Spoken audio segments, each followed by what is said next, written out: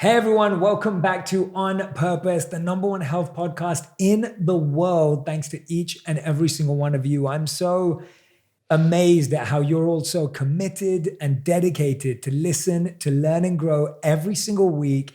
And I truly am grateful to each and every one of you that's listening or watching right now. And today my heart is filled, literally filled with gratitude, with joy, with a deep sense of appreciation, because I'm getting to have a conversation with someone who I have admired and respected from afar for so much of my life. And within the last year, I'm honored, genuinely honored and privileged to call a dear, dear friend. And even though we've only known each other for maybe about a year now, I feel like I've known her for lifetimes. And I mean that literally. I feel like I've known her forever. And today's guest, as you know already, is none other than Jada Pinkett-Smith. She's an incredible actress, producer, creator, musician, mother, philanthropist, and so much more. She's the host of the #1 show on Facebook. As we all know it, it's been nominated for tons of awards, Red Table Talk, where they dive into this table of purification, this table of transparency, as she calls it, and shed light on these tough topics that we never get to speak about. And she's one of these people that from the moment you meet her, her whole energy will just captivate you and embrace you. Like you'll feel this big hug. And I felt that way from the moment I met Jada. And I'm so grateful that today she's on Purpose. Jada, thank you for being here. Jay, don't bring me the tears. Oh, I meant it. You know I meant it. I know. You know I meant it. I send you these long, deep messages every time we exchange because it's just who I am. I can't not tell you how much I've loved you from afar for so long. And now to be your friend and to call you family and someone that since I've met, I feel like I've known you like for lifetimes. It does feel that way. And you've been so instrumental in my growth. And, you know, we just really vibe in some places that you can't really share with everybody, you know, just where you're willing to walk with me on my spiritual path. And I just appreciate you for that. You and your beautiful wife. Yes, you know? yeah. I wish she was here today. She's in London, so she doesn't get back till tomorrow. Got it. And so, yeah, she would have loved to see you. When I told her you were coming on today, she was very happy. Yeah, you've really, I still remember that day when you surprised her of being on the show. Oh, yeah. Because I just want to start there. Because so I met Jada when I was asked by Facebook to host the launch of Red Table Talk. Right. And we met behind the scenes for a few moments. And that became this conversation that connected us. Yes. And then we went on and, I mean, Red Table Talk is just phenomenal. We all love it. We're so happy you're doing it. I want to dive into that. But then we come to the show and literally that whole morning, my wife's like, what should I wear? And I'm like, you're not even going to be on camera. Like, I was just like, Jada's interview, like, I was like, I'm going on camera. You're not going on, I did that whole man thing, right? And I was just like, you're not even going to be on camera. I was like, why are you worrying so much? Right. And we get there and then you're like, you know, you and your team are like, well, you should both do it. Yeah, I was like, you have to. You gotta come on. Yeah, I'm holding my head in my hand. Anyway, but you've always been so loving to both of us and we've learned so much from you and the family. And anyway, thank you for being here. But I want to start off with talking about your childhood. Okay. Because we've talked about it a bit before as well. And I want to hear about what was so formative about your childhood into who you are today. What are the experiences that form the parts that you love, form the parts that you're working through, form the parts that you're editing? You know, let's start there. It's so funny because the components of my childhood and the experiences that I had in my childhood that have formed what I love are also the same experiences that have formed the characteristics within me that aren't so pretty, right? So I had a lot of adversity during my childhood, you know, and my mother was a heroin addict and my father was an addict, alcoholic, criminal, as he would describe himself. And so I did a lot of growing up, having to teach myself, let's say, the ways of the world were kind of thrown at me in the streets of Baltimore. You know what I mean? And I think that because I had such independence at such a young age, I really, I could really see who I was and who I wasn't, right? There were a lot of strengths I was able to acquire at a very young age, a lot of what we would call mother wit. You know what I'm saying? It's like that knowledge that you don't learn in, the textbooks at school, but through life, right? And so I would say that I got prepared for a lot of things at an early age, that at a point of time in my life, I didn't necessarily see it as a gift. So I went through a lot of depression in my early 20s, and just feeling like life isn't supposed to be this hard. Yeah. You know what I'm saying? And so like, true. and I really, as life has gone on, I just realized that's kind of what life is. And that you're not unique. Yeah. That people are suffering everywhere. Everybody has a story, and then I was able to take my life experiences and find the good in it, which that's the very thing that made it possible for me to come to LA by myself at the age of 18 and work out a career for myself and craft a life for myself. Yes. You know what I mean? But I have been working through and am still working through, and understanding that life is not an enemy, and that adversity is not meant to steal things from you. It is actually meant to help you find the things within you that help you find the giant within, actually. But that, and just learning how to lay down my warrior. That's been a consistent struggle. Because as soon as I'm in trouble, as soon as I feel hurt, the first place I go to is fight. Right. And so, I've had to really learn how to lay down that warrior, and even within the biggest hurts, sit with that pain with an open heart. And that is, woo, Jay. Oh, that's the hardest. Yeah, we already holding on. Yeah. Ooh. So that's, I love the warrior within me. Yes. And specifically the spiritual warrior that has, come out of my life experiences. But that street warrior, that street warrior is a humdoozy. And she can be cruel, and she can be deeply unloving. Yeah. You know what I mean? And so that's the shadow area within myself that I am, at least now, far more conscious of than I've ever been. Yeah. And even if she comes out, I can grab her quick before she's right. You know what I mean? And so, it's all about just getting to those deeper levels of consciousness. You might not necessarily be able to dissolve those aspects of your shadow as quickly as you want. But as long as you're, as I get more and more conscious of those shadow aspects, I can just get the reins of it a bit faster and replace it with absolutely something that's closer to love. Yeah. But I also realize that I think one of the biggest realizations that I've made is that I'm actually learning how to love.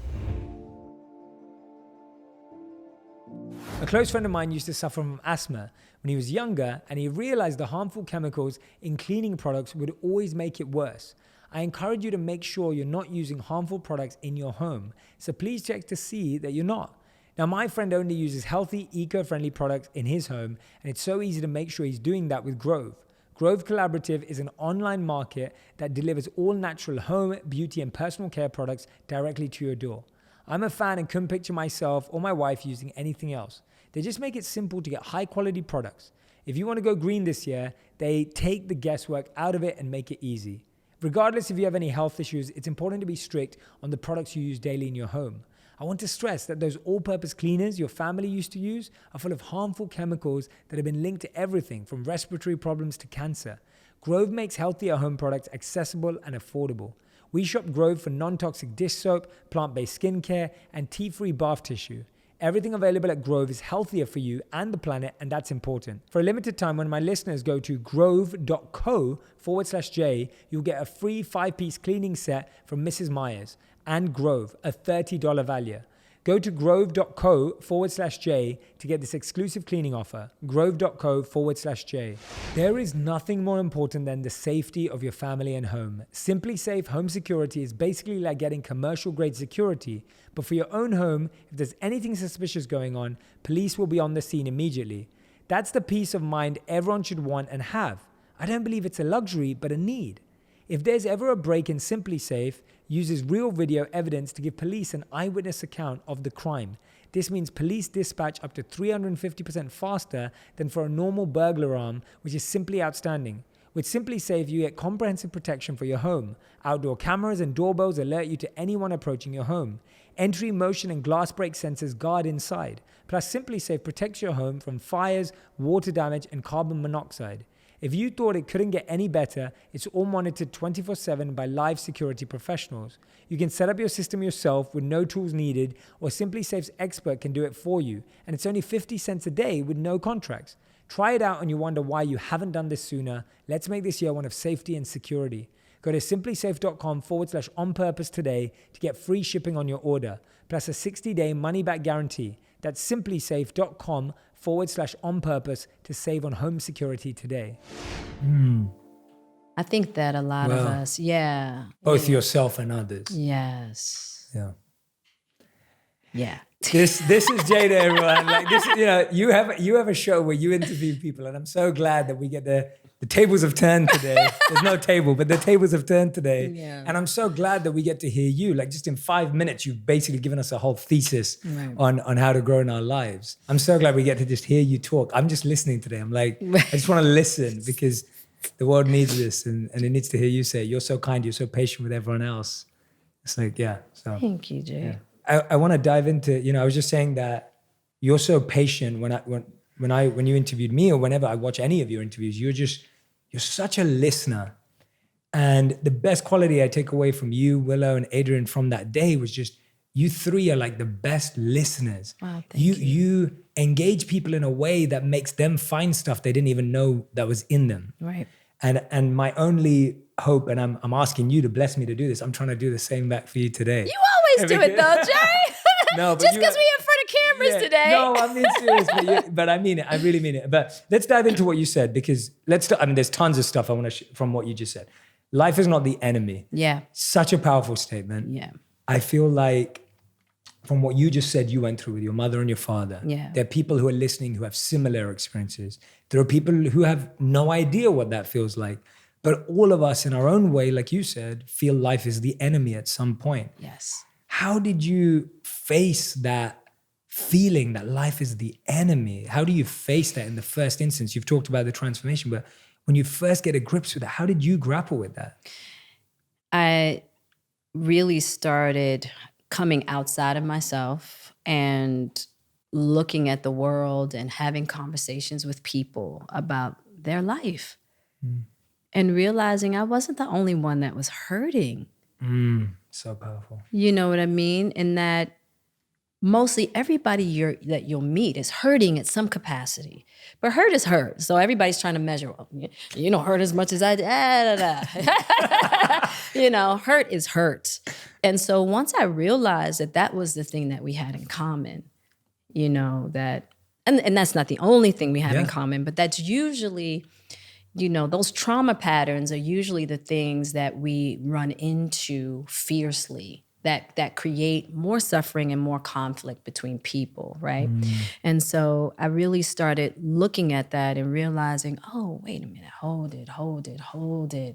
Okay, now you have to get out of your ego. You have to stop thinking that you're so special, that you're the only one that hurts this way. Yes. Because that's ego on the other side. I think that, you know what I mean? Yes, that's exactly it. Yeah. And I had to really confront how egotistical I was in my martyrdom. Yes, thank you. Right. Yes, absolutely. We never really talk about that side of ego. We Yes. always look at the boisterous, full of themselves kind of, but that other spectrum of the ego that to me can be a bit more insidious because it's not recognized in the same way as how we identify Yes. ego. And when I came upon that one, and I mean fiercely egotistical and, oh, how I suffer and no one suffers like me. It was like all of that. Yeah. And bringing more suffering into my life in order to prove and to build on that martyrdom. Wow. And I mean, I was floored. I was floored in that discovery of myself and that face of my ego that had really taken the lead of my life. Yeah. I love the way you just put that. I think I completely agree, because the ego wants to be the most anything. So we look at the ego, like you're saying, we look at the ego as like, oh, I'm the best at this. Right. Or I'm the most accomplished. Right. But then on the flip side, what you're talking about, which is the insidious, as you said, ego, it's I'm the most pained. Yes. I'm the most hurt. I've had the most wrong done to me. Yes. And so exactly, it's that ego just pushing it aside. And unfortunately, like you said, because we don't think of that as ego, right? We actually, and what you said, which really just blew my mind now, you're like, actually, we go and collect more pain to prove that we are the most pained. That was my life. Yeah, that's crazy. I never thought of that and like you that. put it, that's exactly what it is. Crazy. Yeah. I didn't mean to say about you. I'm not saying about you. I'm saying about myself. No, crazy. You can call me crazy any day, Jay, No. because it's, it is a level of insanity. Yeah. And I had to really look at that. Yeah, me too. And I had to make a lot of changes in my life and have the courage to make those changes. Yeah. Because, Absolutely. more than anybody, it's not easy to grapple with those ideas and energies within. Absolutely. Yeah. And that's beautiful. The second thing that really stood out when you were sharing the earlier notes with us, when you said you had to lay down the warrior, and when you say that, what I hear so many people thinking like they're fighting for justice. Yeah. Or they're fighting for justice for themselves. We're fighting for what we think is right. We're fighting for what we believe is right. And then when you say I had to lay down that warrior that always wants to fight and get going, and that sounds like a very tough thing to do, again, because everything about you when you're fighting feels like you're doing what's right. Like I hear that so often where people are like, but I know I'm right and I know they're wrong. And it's like, we're like, it's so factual in our head. Yeah. But you're actually talking about actually laying down the warrior is giving you more peace. Yes. So tell us about that process. Yeah. And it's not even, let me tell you what's deep about that inner warrior when it comes to specifically dealing with relationships that are close to you. Whether they're friendships, whether they're marriages, whether they're parent-child relationships, right? For someone like me, who's dealt with a lot of loss and heartbreak in my life, one of the things that I did in order to survive it was to create this wall and kind of this invincibility. That warrior, right? Yeah. That comes and goes, you can't take me out. So bring it, right? So now when you are confronted with heartbreak with someone who you say you love, and the warrior wants to come and go, what's up? What you got? Yeah. So that's not loving, and it's surely not going to create more love. But it's been the defense mechanism that's protected me from the wolves, the bears on the street. Yeah. Where I grew up, you weren't allowed to be open and loving. Right? Yeah. You know, Yeah. it's like You're not that'll allowed. get you killed, basically. Yeah. What you had to be was sly, slick. You know what I'm saying? You had to have one up on everybody else. Right? And so Such a tough way to it live. is. And you definitely, you know, you also have to, in order to protect yourself in the war zones that I grew up in, it's like, you know, there's a little killer that's inside of you. You know what I'm saying? Yeah. And so all of these aspects of my personality that have been nurtured, and even coming out to LA at a young age and dealing with all these what I call pseudo wolves. They're not even there. I'm like, please, right? But yet and still having to have that killer instinct on point, you know? And that's kind of where Will and I connected. Yeah. That inner killer. Yeah. You know what I'm saying? It's like, we know how to fight. Yeah. You know what I mean? And so, so then when it's time for he and I to actually have some openness, right? Because of what we've nurtured. Yeah. And I have a lot of people around me that I have relationships with that come from those kind of backgrounds, environments. And it makes it very difficult to get to loving, kind, compassionate, gentle spaces within and without, right? And so even learning to have that, because that killer instinct will turn on you. And that's what you don't realize. It's like you think you're protecting yourself from other people and from the world, but at the end of the day, you're shutting yourself from yourself. Wow. Right? Yeah. And to the point you don't know, you're not even connected to your soul, your heart, your like. And when I had to wake up and out of that fog of how I had been operating, and my heart and spirit weren't actually in the lead. Oh, that is such a hard confront. Yeah. When you have to look at the things within yourself that don't confirm who you thought you were. Yeah.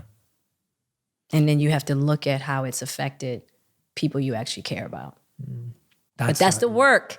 Yeah. That's the work. But it's beautiful that you could see it and separate it. Yeah. Because I think half the time the challenge is people just see it as them. It's not. Right? Like that feeling of like, I am just this. No, like if you had just accepted, you're like, oh, I'm just Baltimore. I'm just street.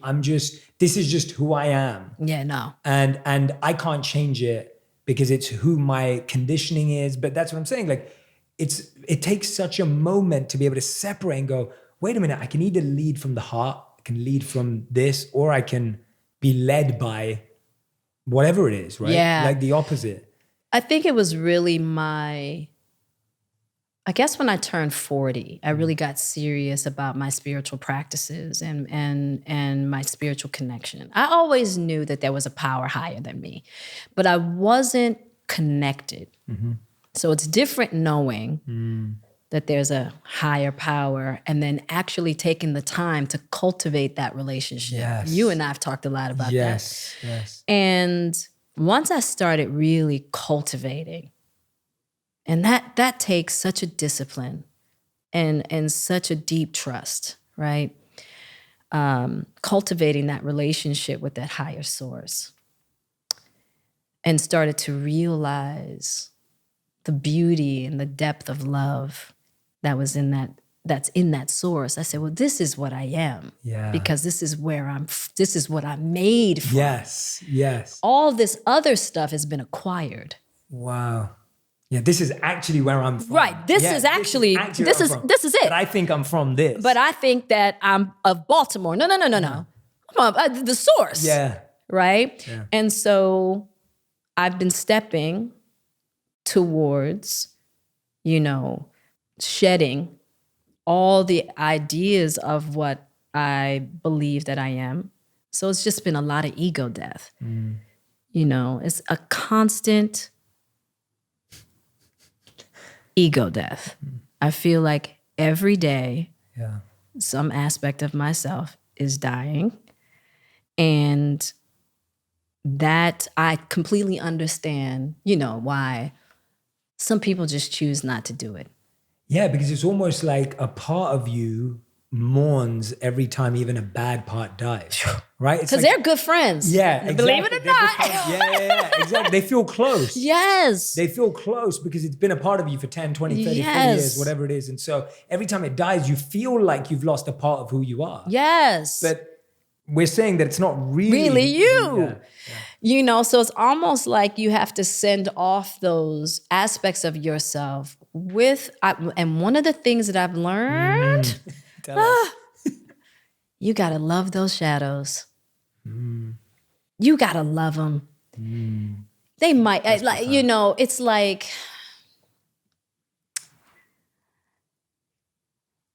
those shadow pieces got me, they helped me survive. Maybe not at the highest level, but I'm here. Yeah. And, you just send them off with thank yous. For this next part, I just don't need that. But thank you for all of it. The good, the bad, the challenging, the joyous, just for all of it.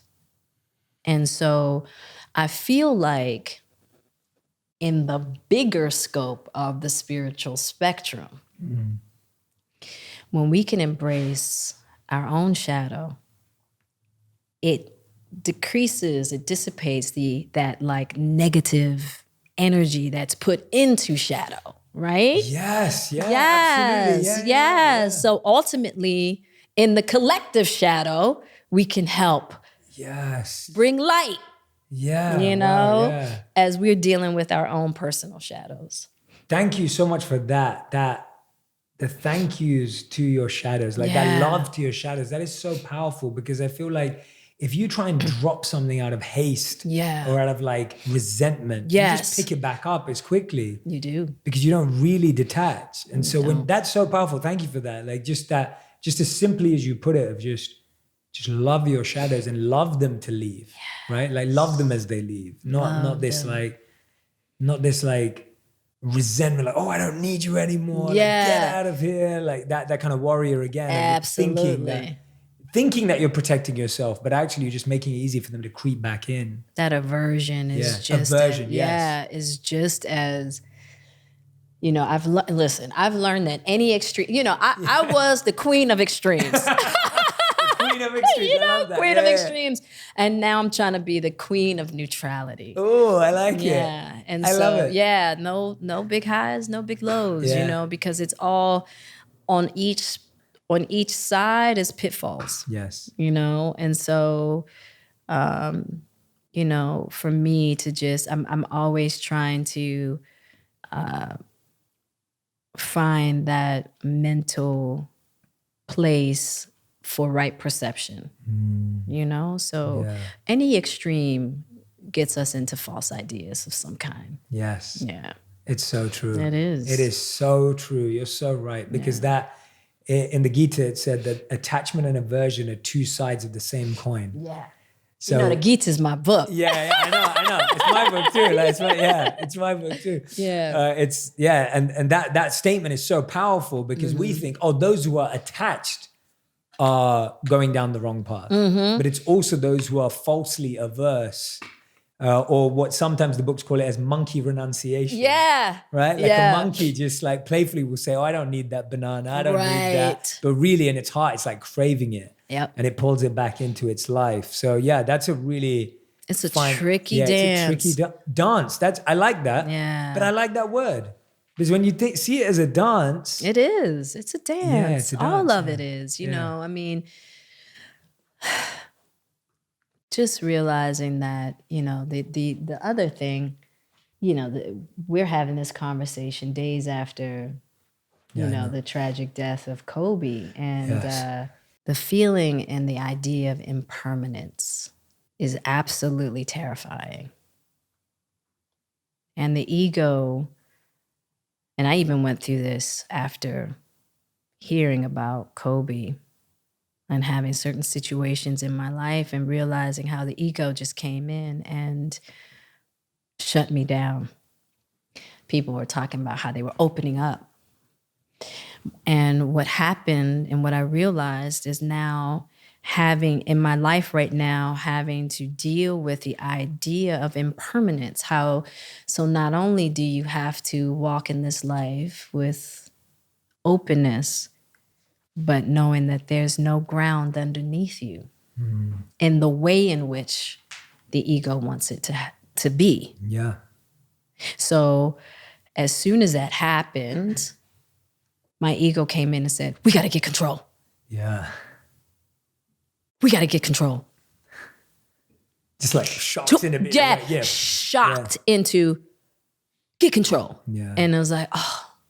But it was like it just showed me that next level of purification that needs to happen within and the acceptance of impermanence and knowing that I don't have the ground under my feet in the way in which my ego wants. But what I have learned is that the ground under my feet is that of a higher source.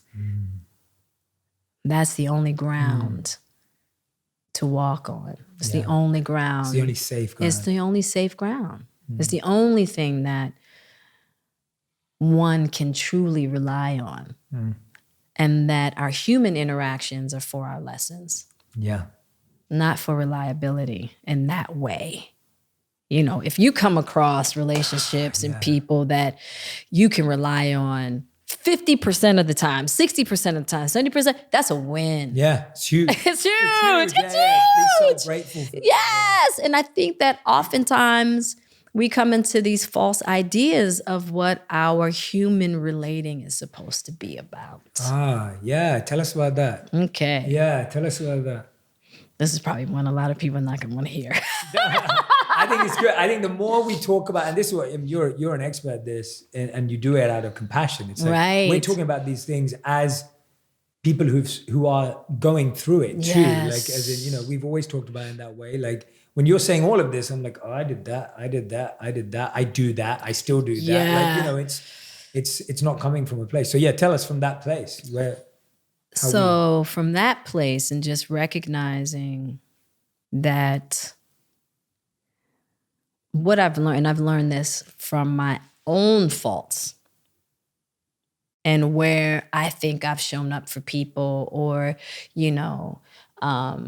where I've failed people, and realizing in my own relating with people that relationships are simply there to show us ourselves.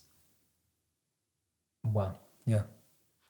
And I think a lot of times we go into relationships, we gravitate to friends or we gravitate to lovers or husbands and wives and what have you. And we're like, this person is supposed to know how to love me. Yes. Oh, wow. Right? And so when the inevitable disappointment comes up, inevitable, of how this person has failed you, how this person has hurt you, how this person has betrayed you, how this person hasn't been the most integrous. We could go on and on and on, right? Now we are taking it personally and we're looking at something is wrong with me or something is wrong with them, but something's wrong. Yes. Right? Yeah. Once again, the ability to lay the ego down and look at the mirror, right? And say, what is this showing me about myself? So hard to do. It's so hard to do because at the end of the day, no matter what's happening, now I'm not talking about people have been victimized in a certain manner. Correct. Right? Yeah. I'm talking Physical about, abuse. I'm talking about consensual relationships that go awry. Yes. No matter what, I've had to realize that no matter what circumstance I'm in and no matter what's happened, I have to take responsibility. This is going to help a lot of people. pushing through that. Yeah, that's a hard one. Yeah, it is hard. And I guess it's even harder when you have kids. I think one of the most difficult aspects in my history of relating, in those moments that I wanted to hang on to victim or I wanted to hang on to blame, I would have that moment where I had to look at the situation and go, well, you let this into your life, so why? Yeah. And let's look at that. Because at the end of the day, Jada, Yes. that's all you have control over. Yes. Right? So when I had to start looking at how I was relating to people, how I was being affected and how I was affecting them, but then making the choice to only look at my part. Yeah. Ooh, Jay. Oh, that responsibility. That level of responsibility. But what it reveals to you about why you're making the choices that you're making and inviting certain dynamics and people into your life. Because at the end of the day, it's your invite. Wow. Yes. It's you invited them into your life. You invited it. You chose it. So now you have to look at the why, because that same saying of nobody can do to you what you don't allow. Yes, absolutely. Well, when I tell you that's a painful one to have to, because first of all, it goes against everything we've been taught about what love is supposed to look like, what romantic love is, right? Yeah. It's like, I don't need to look at me. No. He's the one that went out and did da. Yeah. Yeah, but she chose him. So let's talk about it. So well put. Yeah. It's your invite. It was your It's like invite. if someone comes to a party at your house, Right. and you didn't like how they behaved, you could be upset with them, or you could be like, but I sent them the invite, right? Like, and that's why I love the word invite. Because it's that same thing, but you've got to look at the fact, I invited them. I'm the one who told them to come. Right. And maybe in the back of your head, you even knew that they would probably do something like that, but you still invited them. Yep. Whether it was an obligation, expectation, whether it was lust, whatever it was. That. Yes. And that part, when you have to really look at, is like, oh, I invited this person in because of blah, blah, blah, blah, blah. And then when you look at why they were invited in the first place, then you realize why the circumstance is what it is. But I realized in my own life, if I wasn't willing to take responsibility for that, my life would not change. 100%. And we stay stuck in certain patterns when we're not willing to look at ourselves. Yeah. Yeah. It's a hurt piece. Yeah, that is the best way I've ever heard it being put. Because I think we hear that self-reflection piece a lot, but it's really that what you've just put the magnifying glass on of just, it's your invite. You made the choice. Yeah. You selected it. And when you realize why you did that, that's what's your actual enemy. Like, that's what you're actually up against. Yes. You're not up against that person. You're up against this conditioning or habit or pattern. Yes. That is making you choose that type of a person in your life. And it's never the person. That's the thing I realized. Yeah. It's always me. Yeah. It's always me. And I can make a choice. And what I realized is that that's self-love. That's real self-love. That's real self-love. Yeah. It's not just. When we can have the love ourselves enough to have the courage to look at ourselves and be honest, look at our patterns, look at our creates, and then make the changes. Have the courage then to make the changes that we need that reflect a more loving embrace of ourselves. Nobody can do that. I don't care how much they love you. Now, what we can do is be responsible enough to bring people in our lives who assist in nourishing that self-love. But people can't create it. And I think a lot of times we try to look for relationships that buoy us up. Relationships that confirm ideas of what we think we are. Okay. Yeah. Right? Yeah. Absolutely. And we rely on people to confirm us. Yeah. Versus relying on ourselves and the self-love patterns that we have the courage to create to confirm us. Absolutely. Yeah. Absolutely. And I've heard you say that actually when you surrounded yourself with people who are honest with you, Yes. that's what really helped, right? Because if you're always surrounding yourself with yes people or confirmation people, then you're just creating that bubble of confirmation. Yeah. But you actually were saying that, how do we, there's two things there, because I find like attracting people to be honest with you requires two things. One is that you're ready. Yeah. Like, we all say like, I want real feedback, right? But it's like, do I really want real feedback? Like how, and that's why you've got to ask that to the people that you really want it from. Like you can't just throw that around. Like you don't just go out of the streets and go, give me feedback. Like, Right. But one thing is you've got to be ready for honesty. And the second thing is you've got to be able to give honesty to others and yourself too. Because if you're struggling to give honesty, then how do you think that person feels about giving it to you or to anyone?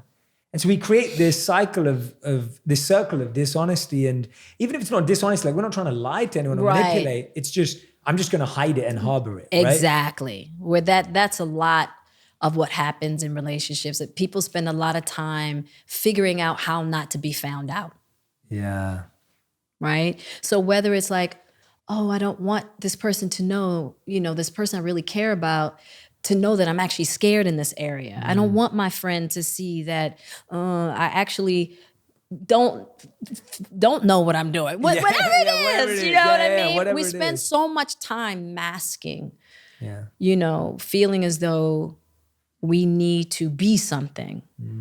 One of the things that I will say about long-term relating is that you do get worn down to a place where things can get so raw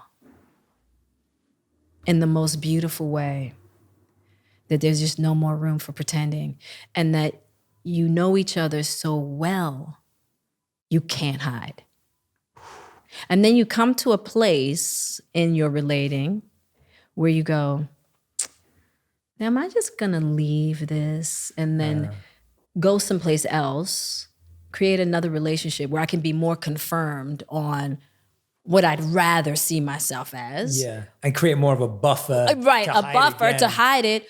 Or am I gonna stay in this and get to my true self? Wow. And that's usually what the decision comes down to, right? And it's hard confront. And, even when I see that people decide to go their separate ways, I go, I get it. Yeah. I get it. Because it is so excruciating, but if you can find the friendship, and that's another thing, there's this friendship that blossoms, that super, just basically exceeds whatever romantic ideals or, whatever fantasies that you had about your relationship, right? Yeah. And there's this friendship and this spiritual partnership that starts to be created once you are willing to walk the landmines of the traumatized child together. Because that's all it is. That's what it comes down to. It's two traumatized traumatized kids trying to figure it out. Yeah. What are they going to figure out? And when you sit down and you go, okay, we're going to walk this landmine together. Now, you might lose a couple limbs. You good with that? they'll grow back. Yeah. They'll grow back. You know, if we get to the other side, they're gonna grow back. You know what I mean? And they'll be better. Yeah, and they'll be better. They'll Yeah. be better. They'll be stronger. You know, but it's and I think that's the challenge for so many people that, and I think this is not mutually exclusive, but it's like I hear a lot of this, and tell me if you feel the same way. I hear a lot of one partner trying to go on this path, and one struggling. Yeah, it's always right? that. Like it's always kind of like that. Yeah. It's rarely that it's like, oh, here's two people, and you know, with me and Radhi, it was very much like we did some processing together, but we also did a lot of processing separately. Have to. And I wasn't even conscious that she was doing it. Right. Like I didn't even know. Like if I'm completely honest, I'm like, there were times when we were just distant and working on stuff independently. Yeah. And then when we both figured out our own time, we came back in our own timing and continue to push forward. And so, but I find for a lot of people, they feel that they're trying to face themselves. They're trying to take on those lessons, but then they're like trying to pull someone up. Right. And then they're like trying to get everyone through the landmine. Right. And it's kind of like, it feels like a lot of pressure. That sounds like a hard place to be. What's your thoughts on that? Like, what have been your realization? I'm not looking for a solution or right. answer. It's like, what's been your reflection, realization, seeing people go through that, hearing that, and wanting to support and help them too? I would say that in relationships and when it comes to growth, it's that seesaw. There are times when, you know, sometimes your partner is going to have to pull you. Yes. Sometimes you're going to have to pull your partner. Sometimes you do have to go your separate ways and figure out a whole lot of things. Because the first thing you have to figure out is who you want to be. Definitely. Who you want to be. Definitely. That's what it comes down to. That's what it comes down to. What kind of life do you want to have? Who do you want to be? Yeah. And then you can actually communicate that. Right. Because half the time we're just expecting people to be mind readers. Yeah. Like I felt like that for so long. I just wanted people and it was because my mom could always read my mind. And this is what really helped me. I just started to look at, and this is something that really helped me, which I hope it helps anyone who's listening or watching right now. Like I sat there and I was like, what do I emulate that my parents did with me that I am now projecting onto my wife or my partner, whoever it is? And when I started to do that, I started to see all the good things and all these things that I don't want to be. But I'm like, oh, because my mom could always predict and read my mind when I was young, I always expected my partner to be able to do that same thing. Right. With no information, with no communication, with no help from me. Right. They should just know. And I had the opposite. Right. I wanted to have that mirroring from my parents. And because I didn't have it, I expected it from Will. Right. And it's so, we end up doing the same thing. You do the same thing, whether you have it or whether you don't. You know what I mean? And so it comes down to that, like, us coming out of our, you know, what do you call it? The child. Traumatized child. Yeah, traumatized child, or you know, in your case, you know, you actually had an experience that you were trying to recreate, repeat. right? Yeah, repeat, you know, exactly. And so a beautiful one at that. Yeah. But a rare one too, like a hard to predict. Like how can I just, you know, it's like you can't just be like, you can't expect anyone to live up to that. You know, it's and also it's like, what are you expecting that person to live up to? Why? Right, but like, you know, that's a part of all the ideas of romanticism too. That when somebody really loves you, they know. They just know. You know, they just know. They just know. Yeah. If they don't know, then it's not love. Exactly. It's not true. It's not true. But so many of us operate off of that idea. Movies, media, and music. Yes, it's just they just it's really a lot of fantasy. That's such a great point. You so expect that. You expect really them do. To know, and you're like, and this magic fairy dust of them knowing, and then you put it all on that. So even if someone treats you really badly, but they knew what gift you wanted, or they knew what you wanted to do on your birthday, you take that as the thing, even if they treat you like crap in between. Yep. Yeah, it gets messy. You've defined for us so many words today. I feel like you've really given us either defined or you've deeply taken us to the.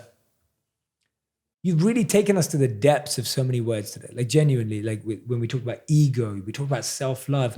What is your and you asked me this too, and I'm intrigued by yours. What is your most current, and I say most current because we're trying to evolve always. Right. What's like your most current definition and understanding of love? Like where is that at right now? And how is your viewpoint of where it is? Well, I can tell you probably more clearly what I know love isn't. Let's start there. Okay. It's a good place to start. Yeah, because I'm still, in all honesty, Jay, I'm still trying to figure out what love is. Yeah, me too. Yeah, you know, and I think it's a journey. And I think that right now where I've started is self-love, you know, and like on the deepest, most excruciating level ever, right? But what I'm very clear about is that I have no love to offer anyone if I don't love myself. Yeah. And I'm talking about on a very deep level, right? Through and through, because I just got to a place where I wanted to heal myself so that I have that to offer instead of all my trauma. I'm tired of hurting people. And that all comes from my traumas. And so I've made it a point to just do some really deep healing, because for this next part of my life, I want to leave a legacy of love. You know what I mean? And so what I have realized love is not is romanticism. Yeah. When I tell you I've thrown that out the window, I'm like, that ain't it. Yep. Right? Yeah. I don't want any parts of it. Yeah, the false, the All fake, the magnified. false, magnified, projected, I need you to be this. I don't want it. And so what I'm looking to do, you know, I'm in the process of learning to love myself and love others. And I know that true love is not unkind. I know that true love is compassionate.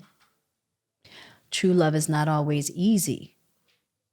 That's for sure. Right? But it's not cruel. And ego has no place. So that's what I know it's not. Love that. Right? Yeah. And what I do know also, and this is just me, I feel as though true love has to go from here to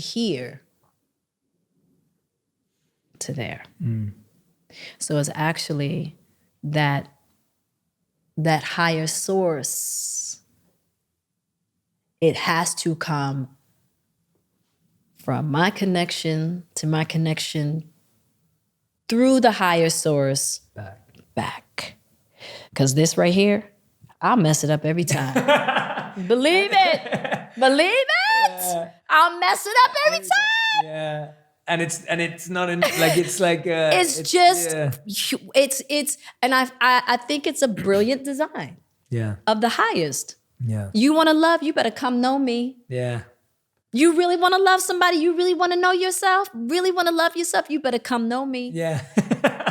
You could try this. Yeah. You could try acquiring all these things and, I'll give you all the riches you want. Oh, you can have all that.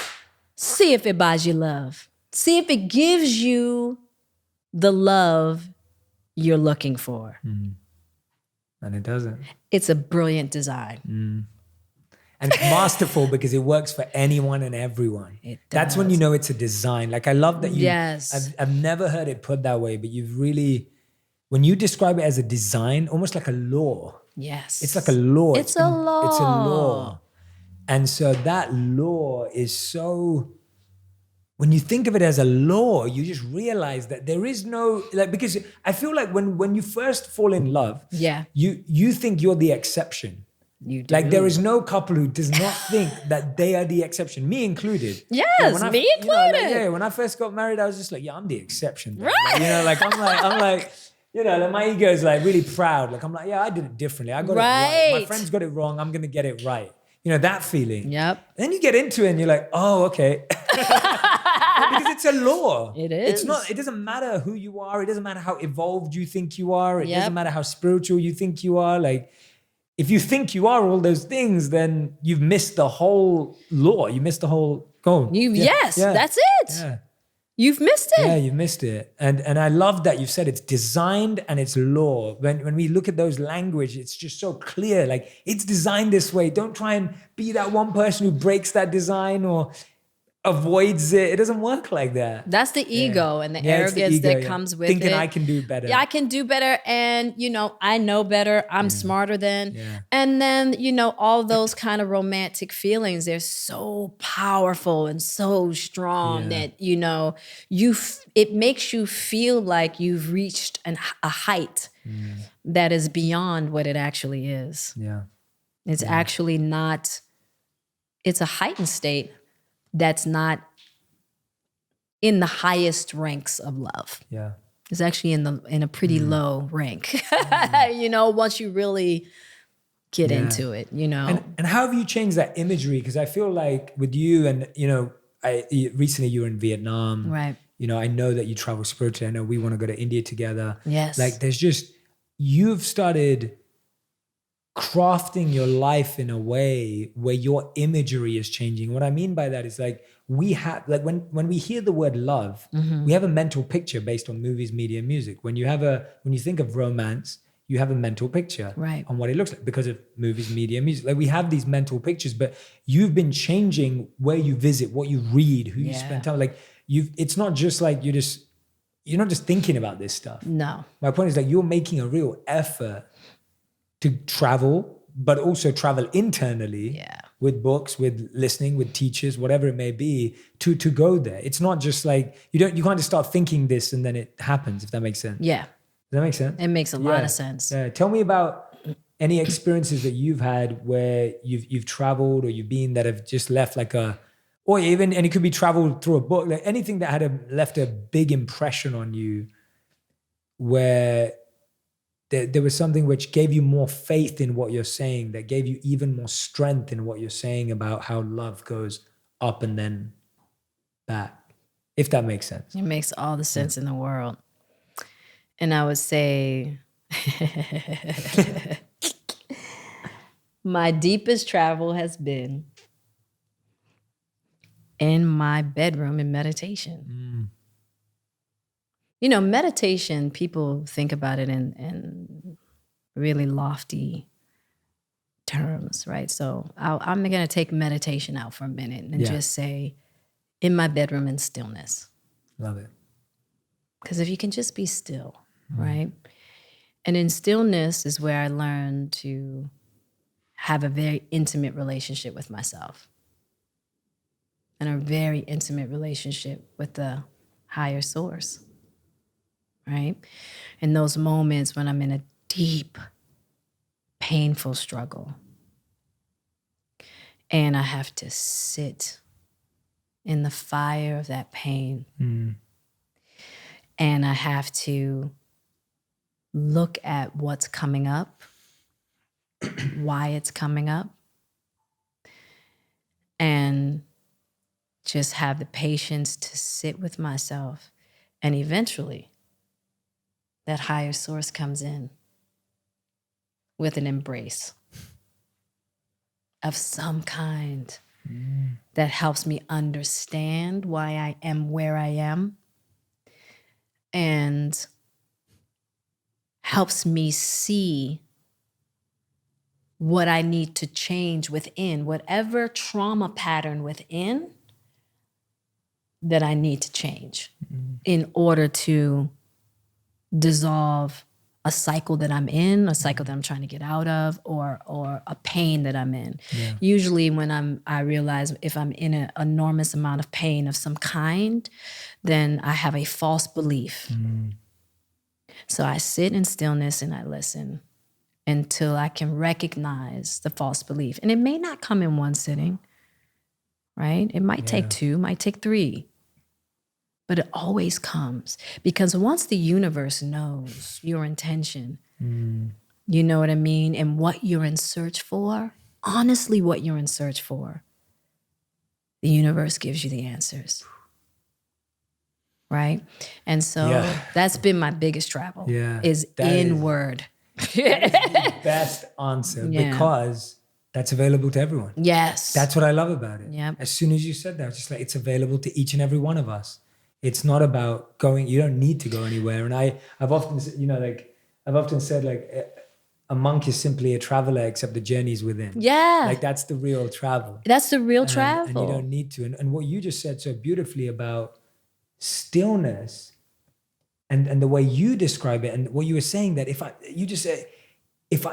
I'm experiencing any pain, it's because of a belief. Yes. Right? It's because of a belief that I have. And that's so powerful. Like that is so profound. And when you went a step further, it's like, it has to be what you said about intention with the universe. It has to be a request, not a demand. Usually our question to the universe is not a question, it's rhetorical. It's like, why is this happening to me? Right. That's not stillness. That's not what you're saying. It's not, you're not, when you're sitting there and you're just like, why is this happening to me? What's going on? Like, why am I, like, that's not stillness. That's not a question. A question is like, where's this pain coming from? Yes. Where's this belief? Why? Why does this belief show exist? me? Show me. I'm always, yes. With someone I was speaking to the other day, they called it an innocent request. Like, it has to have that intention of that innocent request. Yeah. Please tell me. Like, just genuine, exactly. It's not like tell me. No, it's got to be now. Because that's that energy that closes us. It has to be the thing that I've realized in my journey is surrender. So true.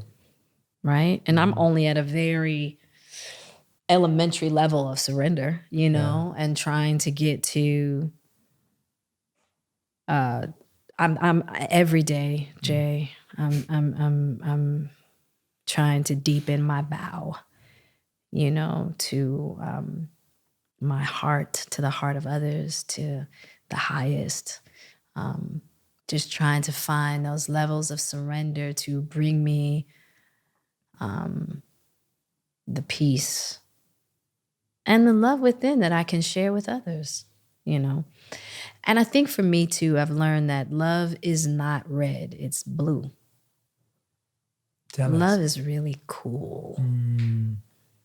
It's all fiery and passionate, It's like you can have moments of that, right? You can have moments of that. But if you expect your foundation, love has to be calm, gentle, and it has to have a certain stillness in order to really penetrate in a way in which you can embrace all the beauty and all that's ugly as well. And I think that people think love is supposed to just be beautiful and fluffy. Well, when we get to true love, yes. It is. All of it. Yeah. You can smile at it all, right? That's what blue love gives you. Red love? All kinds of aversions. Yeah. All kinds of, nah, not that. No, you can't be that. That's not acceptable. It's got so many conditions. Conditions. I say blue love is the unconditional love. And that's where I'm trying to live. Yeah. And it's a headache getting there. But that's one of the reasons why I'm looking forward to our trip to India. Yeah. I'm gonna have to put my big girl pants on because India is one of those places. Yeah, I know, but India is one of those places that you got to embrace it all. It's a lot of suffering. I mean, I have a very, very difficult time looking at and being confronted with suffering. Yeah, definitely. And India has a special kind. It does. Right? Yeah. And I am looking forward to that confront, because it's going to be that next place within me to be able to, that blue love I'm talking about. When you look at it and you understand that in the what I call the spiritual ecosystem, there can be no aversion. No. They can't. And so just being able to embrace it. But it also has shown me that that's where my codependency comes from. Totally. Always trying to prevent suffering. You know what I mean? And only to create it. Yeah, exactly. And only That's to create so more. interesting. Yes. That is so interesting. Yep. All of us wants to prevent suffering, but actually that is what ends up us creating more suffering. Wow, that is so, I never thought about it like that. I've created a lot of suffering in my life. Me too, yeah. With Now when you say it people like that I care about in trying to prevent their suffering. Only to create more. Oh. Yeah, it's a pain. That's been a jagged pill to swallow for me. But it's lessons, really painful lessons I've had to have in order to see my codependency. I couldn't see it. No. Yeah, there's I was no like, other- what? How do you hurt people by helping people? Yeah. How does it make sense? It doesn't. Let me show you. Bow. Yeah. How does that feel? Yeah. I don't like it. There you go. Yeah. Yeah. And that's the amazing thing about India, what you were saying, to go back a few steps, was like, India is a place where nothing's hidden. Nothing. You'll see someone being born on the street, Yep. and you'll see like people dying and suffering on the street. Yep. It's like nothing's hidden. And it's this extreme. And it's the extremes. You have the, beauty and rich. And, Totally. In India, everything is right there. I mean, the extremes of it all. Yeah. You know what I mean? And it's a lot for me. Yeah. It's a lot to have. Yeah.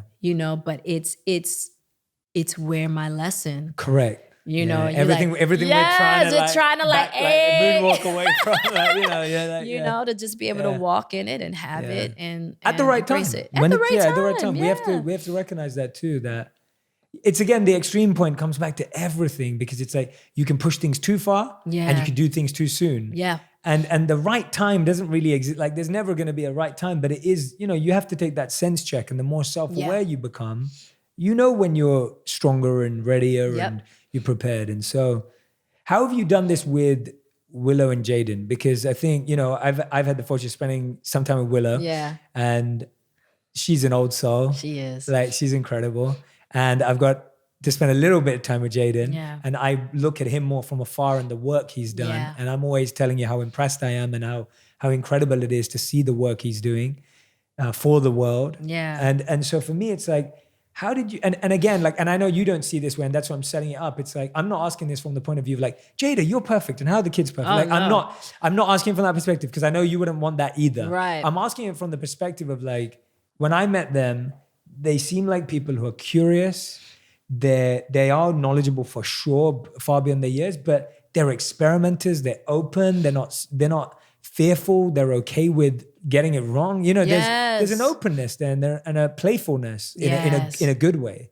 And I've just been deeply, and I wouldn't even use the word impressed. I think I've just been so in awe when I'm with them, and just at the humans they are, and how they connect and interact. And so, I mean, of course, you should be very proud that they're just such unbelievable. And we haven't even talked about their talents. No. But I'm talking about them as people. Yeah. Like, how have you tried, and how have you and Will tried so much to give them the values of curiosity, of gratitude, of love, of kindness, because they're aspiring for these same things in their own ways. Yeah. But they're aspiring for these same, they're not aspiring for other stuff. Yeah. From the conversations I've had with them, like, no, they're aspiring for what we're talking about now in their own way, in their own time. Way. I wish I could take credit for all of that, but they really came to me. Wow. They were given to me. Let me even change that. They were born through me. They aren't mine. Oh, beautiful, yeah. But they came like that. Yeah. I would have to say a lot of that is the blessings of the highest, and I will say that Will and I, in regards to the foundation that we created for Jaden and Willow, and I'll talk about Trey after, one of the gifts that my mother gave me, even in the chaos of addiction, was that she stood out of my way. Yeah. And And I was allowed to self-actualize early, right? And try a lot of things out, you know, and you know, win and fail by my own hand. And Will and I wanted to we offered that to Willow and Jaden as well. They self-actualized very early, right? My belief is the greatest gift you can give a child is to give them to themselves as fast as possible, right? And that's scary too. It's for a parent with the control, I've had with the trying to prevent suffering. I mean, that's why I asked it straight after, because I'm like, it's been, you know, and it's trying. As a parent. You know, it's been really trying. But you have to have the courage to be, you know, I look at the, what are those little bumpers that are in the bowling alley? Oh, yeah, where you put the bumpers up. Yeah. So the ball's not going to fall in the gutter. Yeah. You know You're not going to go that far. Exactly. So as they were growing up, just realizing how close the bumpers needed to be. And as they got older, just being able to move them further, further until now they're just... Now they fell up. Now they can play without You them. got it. Yeah. You know what I mean? And trusting that the same source that looked over me and has protected me is the same. So let me tell you something, there's no better parent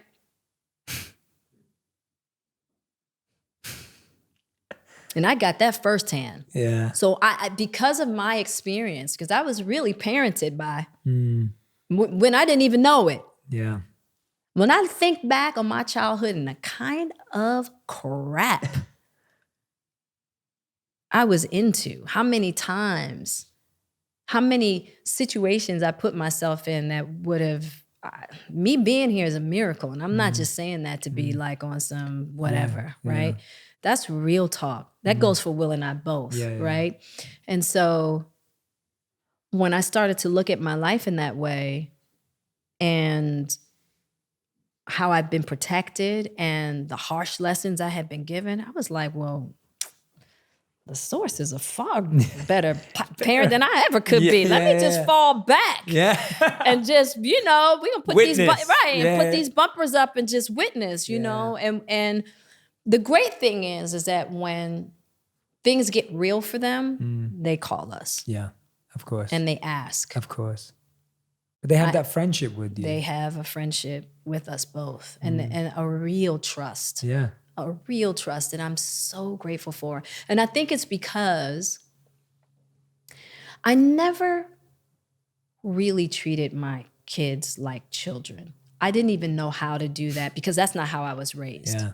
You know, I just didn't.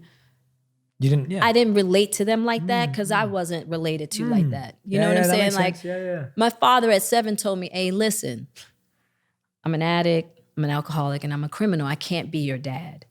Wow. At 7, right? And so I had a lot of respect for that. Because I was like, okay, I know thank you. At 7. At 7. I was like, oh, okay. Okay, cool. And it wasn't like, oh, I can't have my dad, right? It was like, I know where you're at. I know where he's verbalized it. He verbalized it. He didn't play no games. And till today, that's how I am. If you could just be straight up with me, we're good. That's amazing. You know what I mean? And so I did not play games with my kids. I didn't really know how to be a kid parent. Yeah. You didn't test them. I didn't, it wasn't like, you know, it was just like, hey, listen, we in this together. Yeah. Mommy's gonna make some mistakes. You know what I'm saying? Yeah. So what's popping? What's going on with you? Yeah. You know what I mean? It's like, and I just kept them at my hip. They went where I went. They were just at my hip constantly, but I didn't do I wasn't the soccer mom. I wasn't like it was like, look, mom's got a gig in Australia. We're all packing up and going to Australia for a year and you rolling with me. Yeah. You're going to be on set with me. You know what I mean? And you just at mommy's hip. They just, when I went on tour doing my metal music, hey, mommy's going on tour. Yeah. We about to be doing some metal stuff. Wicked wisdom. Yeah, wicked wisdom. Yeah. It's a new experience. This is gonna be good for everybody. You rolling with me. So, and just living life together. Yeah. And allowing them to experience and express and make decisions about their lives at very early ages. Even like Jaden's always been a night owl. Could never get him to go to sleep you still can't. Yeah. He would never lay down until I did. And as he got older and, he'd be working or he had school or what have you, I wasn't going to fight him about going to bed at a particular time. I just wasn't. We would negotiate how long he could play video games, I remember those conversations with my mom. But I would go, so, I said, I want you to pay attention to your level of energy throughout the day, with you going, you go to bed whenever you want, but you have to be responsible for that. Yeah. So he would go to bed and then, figure out his bedtime. Totally. Right? So it'd be even just little things like that at like 7 years. 7 years old. Or if there was a violation, not asking them, what do you think we should do about it? If you were the parent in this situation, how would you handle? I like that question. That's a great question. I told you off the video games at 8, you tried to be slick and you played till 9. Yeah. You violated our agreement. What would you do in my position? Oh, oh, mommy, I think I'd probably tell my kid they couldn't play video games for 2 weeks. He just put himself into it. That works for me. Yeah. Does that work for you? Yeah. I said, okay, are we in agreement? No video games for 2 weeks? Yeah. Yeah. So also, instead of me putting boundaries in on them, teaching them how to do it for themselves. Oh, wow. I love that. Which I think is a big one. That's huge. I mean, as an adult, Yeah. most of us don't know how to put boundaries on ourselves. And not trying to put shame on mistakes. Yeah. That was another big one. I hated feeling like I had to have some kind of shame on mistakes I made as a child. Yeah. And so I always told my kids, like, tell me the truth and we're going to work it out. Yeah. And we always did. So I never had to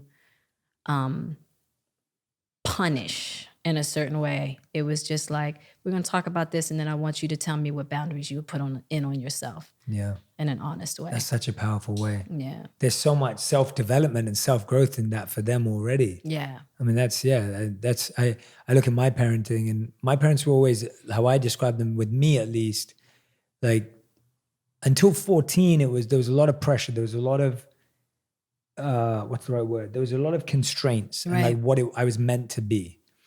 And then when I turned 14, for whatever reason, I started to rebel and get stuff wrong and make my own mistakes and fight for my independence. Right. And from that day on, my parents started to slowly back away and be supportive from a distance. Yeah. And that's what my parents have been since that day. But that's because my parents were waiting for me to be able to tell them that, hey, look, I'm ready now. Yes. I don't really want you to be that for me anymore. Yeah. And I want to make my own decisions. And so when people talk about like, how was it becoming a monk or like doing this, it's like, actually it wasn't that hard because my parents were just supportive from a distance. They've never really tried to make my choices for me after 14. Up until that point, they were very involved. Yeah. And then when they saw that, oh, he's not going to listen, like he's not, they're going to let me. And so it's interesting but I love what you're saying this about self-boundaries, self-discipline, because that's what it is. It's called self-discipline. It's self-discipline. Yet the only way you're disciplined is by someone else. Exactly. In your life growing up. So you never know what self-discipline means. Is. You've actually helped your children learn self-discipline. Absolutely. That's and huge.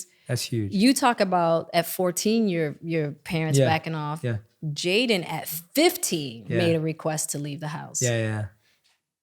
That was one of the most excruciating decisions I made in my life, was letting him leave. Yeah.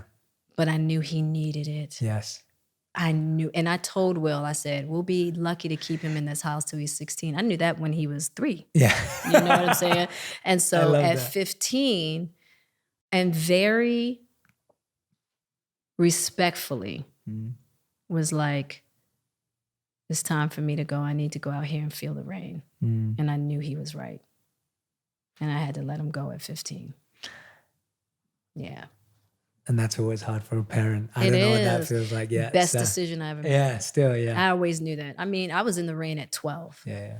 And I was like, if he can't survive the rain in Calabasas at 15, I was surviving the rain at 12 in Baltimore. Yeah. You know what I mean? Yeah, and so I also love that I had the experiences that I had and the extremes that I had, because I have been willing to allow my kids to engage in life in a certain manner without being utterly fearful. Like some parents, like people say to me all the time, you let him go at 15. Like, yeah. He had the resources. Yeah. He made his own money. Yeah. You know what I'm saying? It's like, if he can't survive in you know what's been created for him and what he's created for himself, then that's a beautiful way of looking at it. Yeah, I was like, I completely, utterly trust that he's got this. Yeah, absolutely. And he did. Yeah, exactly. He did. And he is. It's amazing. He's cool, you know? I love that. When I'm hearing you talk and everyone is listening to you talk, what I want everyone to realize today is what I love about when Jada shares about what she's going through and going through still and what we're working through and we're working together. It's like, and I don't like using this because it's so cliche. I'm trying to find better language for it so we can do it together. But it's like, it's the real deep work. Like it's not, this isn't like that fluffy. It's not fluffy like self-care, like just tell yourself you love yourself every day. Like it's not that. Like please do not. When Jada talks about self-care, if you've listened to this episode, you know it's not that. Like this isn't just the like, be nice to yourself. Like being nice to yourself means looking at all your demons and your and the pains and the like that's what it really means to be nice to yourself. Like if you're being nice to this room, you clean it clearly. You go into every corner. Right. You don't just say, "Oh, you're a beautiful room." You clean it and you purify it in every place. And when you talk about Red Table Talk as the table of purification, and the table of transparency, for me, it's like what I see you doing is everything you're doing, even Hala. You know, and so all the work that you're doing now is like, it feels like you have infused all of what you've learned and grown in, and you're now trying to share it through your work. Yeah. No, but beautifully sharing it. Like, the conversations you've had at the table, like all the work you're doing now, it's just completely infused with purpose and with a desire to help, but not preach. You're not preaching. I can't preach. You can. You can preach. You can preach. I can't you do can that. definitely preach, but you're not doing it in that way. You're doing the most compassionate kind. Because I've only ever met this Jada.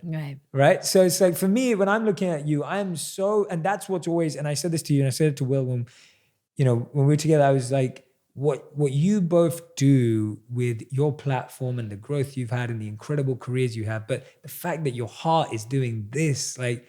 To me, that's what excites me so much. Like that's what gives me so much faith and hope and like just so much like vigor to even do what I do. Right. When I see both of you do it, and I'm like, despite everything, you could do anything you wanted right now. You could do anything, and you know that you could do anything. You don't have to do anything, but you want to do this. Yeah, and that just shows how important it is. Yeah, I feel like I just feel like the more that we can share about our journeys, it's like, because we're all journeying, at some capacity. And so it's just like, I know that in my life, when people had the courage to really talk to me, and I'm saying really talk to me, it helped change the trajectory of my life with a conversation. But it has to come from real places and experience. Clarissa Pinkola has this this saying, the well written upon woman, right? And I look at people in that way. It's like people sometimes are so shameful or feel so ashamed about experiences that they've had or things that they've done or pitfalls. And I always say you have nothing to share if you haven't been through something. Yeah, totally. You know what I mean? It would be such a boring story. Yeah, and it's like, that's where we get the real deep lessons, And I had a friend of mine who's who's going through a really bad divorce. And I was telling her, I was like, man, just know this. There are some really powerful blessings on the other side of pain. I promise you. You know, if we're willing to embrace the experience in that way. Absolutely. You know, so amazing. Thank you, Jada. Thank you, Jay. You're an amazing interviewer. Is there anything that I have not asked you that you wish I did? No. And you're like, Jay, if I was sitting in your seat, I would ask you this, right? Because you're an amazing host, an amazing interviewer. Yeah, so I'm no, like, you know, this has been great. No, thank you. It's always so great talking to you. Oh, my conversations with you are by far some of my favorite conversations that we've had. And we've talked for hours. We have. We can so, go. Yeah, that's we for can sure. Go. So we end every interview with the final 5. Yep. And these are rapid fire questions. Okay. So you have to answer in one word or one sentence maximum. Okay. So we're going to find this hard. Okay. Because we can talk. And Got I it. also will go off on a tangent. So these are your final 5. Okay. What's something you once took for granted that you value now? People. Beautiful. What's the one question you ask yourself the most? Probably would be, who are you? Yeah. Beautiful. Okay. Question number 3. What's the best advice you've ever received or read or heard or been given?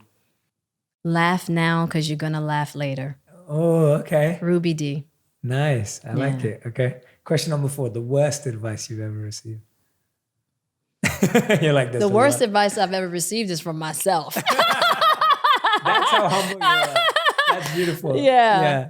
Anything that you say to yourself. It's like, I've given myself some of the worst advice. Jesus. Yeah. Just like, you know, go in here and show them, you know, who's boss. You know, whatever. All that, you know. It's just the worst advice.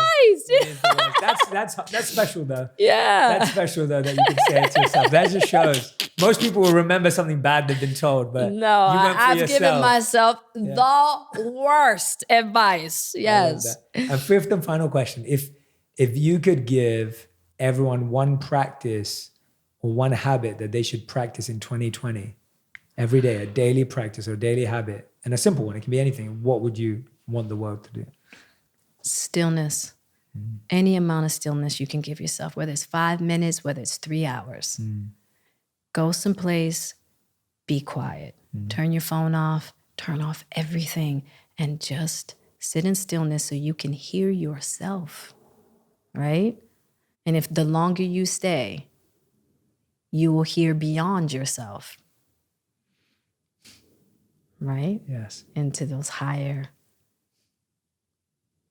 reach into that higher, right? Yeah. But that would be my advice. Just find the courage to be still. That's beautiful. Yeah.